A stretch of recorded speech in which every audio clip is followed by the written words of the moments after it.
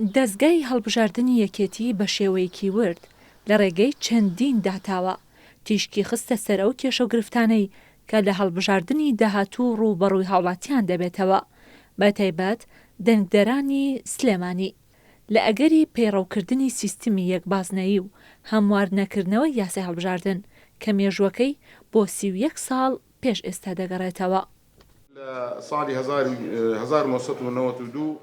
ڕزگار حاجی حەما لێپرسراوی دەستگای هەڵبژاردننی یەکێتی بە خستنەڕووی چەندین داتای جیاواز لە نێوان وەزارەتی پلاندانانی عێراق و هەرێمی کوردستان لە ڕووی ژمارەی دانیشتوان و ژمارەی دەنگدەران و بەدەستهێنانی کورسیەکان ڕایگەیاند. غەدر لە سلێمانی و دەنگدەرانی کراوە بە تایبەت لە سیستمی یەکبازنەیی کە پارێزگای سلێمانی لە هەڵبژاردندا 8 کورسی لەدەست دەدات لە بەرامبەردا ژمارەی کورسیەکانی هەولێر و دوهۆک زیاتر دەبێت.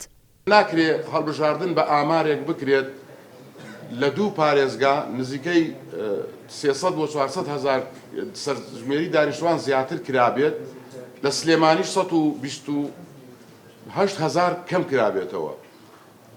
لێ ئێمە پێمان وا بووە لە هەڵبژاردنەکانی ڕابردوو چەند هەڵبژاردن کرابێت بەڕاستی نائەدالەتی و غەدری زۆر لە هەموو یعنی لە سنوورەکان کراوە بە تایبەتیش لە سلێمان. بەپێی ئاماری وەزارەتی پلاندانانی عێراق لە ساڵی 2022 ژمارەی دانیشتوانی سلێمانی و هەڵەبجە 2,396,206 کەسە. بەپێی ئاماری وەزارەتی پلاندانانی هەرێم لە ساڵی 2020 ژمارەی دانیشتوان 2,268,050 کەسە. جیاوازی نێوانیشیان 128,156 کەس دەبێت. هەرچی پارێزگای هەولێریشە بەپێی ئاماری وەزارەتی پلاندانانی عێراق لە ساڵی 2022 ژمارەی دانیشتوانەکەی 2,055,448 کەس بووە. لە ساڵی 2020دا بەپێی ئاماری وەزارەتی پلاندانانی هەرێم 2,254,422 کەس بووە. جیاوازی ئامارەکەش دەردەکەوێت بە 198,974 کەس. لە ڕووی پارێزگای دوهۆکیشەوە ژمارەی دانیشتوانەکەی 1,432,369 کەس بووە بەپێی ئاماری وەزارەتی پلاندانانی عێراق لە ساڵی 2022. هەروەها 1,648,611 کەس بووە بەپێی ئاماری وەزارەتی پلاندانانی هەرێم. جیاوازی نێوانیشیان 216,242 کەس بووە. لە ڕووی ژمارەی دەنگدەرانی پارێزگاکانی هەرێمی کوردستان سلێمانی و هەڵەبجە بەپێی ئاماری کۆمسیۆنی عێراق لە ساڵی 2018 1,305,211 کەس بووە. بەڵام بەپێی ئاماری کۆمسیۆنی هەرێم لە ساڵی 2018 1,265,171 دەنگ دەربووە کە جیاوازی نێوانیشیان 40,040 دەنگدەرە. پارێزگای هەولێر 1,123,219 دەنگدەری هەبووە بەپێی ئاماری کۆمسیۆنی عێراق، بەڵام بەپێی ئاماری کۆمسیۆنی هەرێم 1,109,072 دەنگدەری هەبووە کە جیاوازی نێوانیشیان 14,147 دەنگ دەربووە.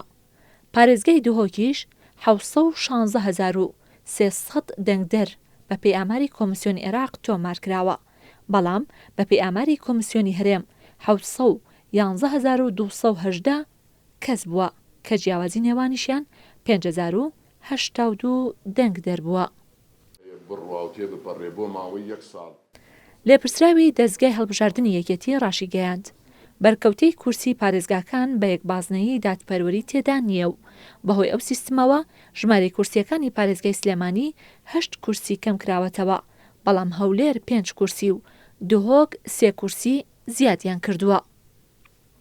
لە سیستمی فرەبازنەیشدا بەرکەوتەی کورسی پارێزگاکان دادپەروەری تێدا دەبێت بەپێی ژمارەی دانیشتوان کورسی بە پارێزگاکان دەدرێت و ئەگەر بەو سیستەمە هەڵبژاردن بکرێت ژمارەی کورسیەکانی سلێمانی 45 کورسی و هەولێر 39 کورسی و دوهۆکیش 27 کورسی دەبێت. ژمارەی کورسی پارێزگاکانی هەرێم لە هەردوو سیستمەکەدا بەم شێوەیە دەبێت. سلێمانی و هەڵەبجە لە سیستمی یەکبازنەییدا 37 کورسی هەیە، بەڵام لە فرەبازنەییدا 45 کورسی دەبێت و جیاوازی نێوانیشیان 8 کورسیە. هەرچی هەولێریشە لە سیستمی یەکبازنەییدا 44 کورسی هەیە، بەڵام لا فرەبازنەییدا 39 کورسی دەبێت و جیاوازی نێوانیشیان 5 کورسیە. هەرچی دهۆکیشە 30 کورسی لە سیستمی یەکبازنەییدا دەبێت و فرەبازنەیی 27 کورسی و جیاوازی نێوانیشیان 3 کورسی دەبێت.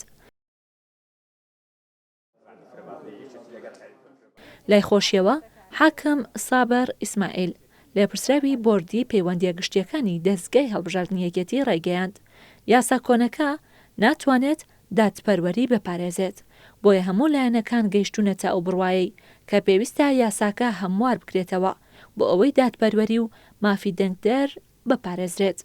یاسای کۆنا ناتوانێت دەزانێت عەدالەت و عەدالەت بپارێزێت، کە نەیتوانێت عەدالەت پارێزێ هەمومان لایەنە سیاسیەکان گەیشتن ئەو قەنەعەتە دەبێت تعدیل بکرێتەوە بۆ ئەوەی عەدالەت پارێزێت و مافی دەنگدەر پارێزی.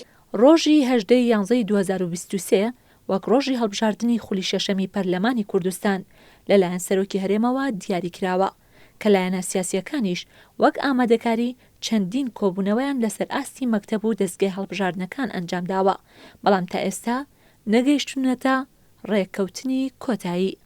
ڕێزان محەممەد، کورسات نیوز، سلێمانی.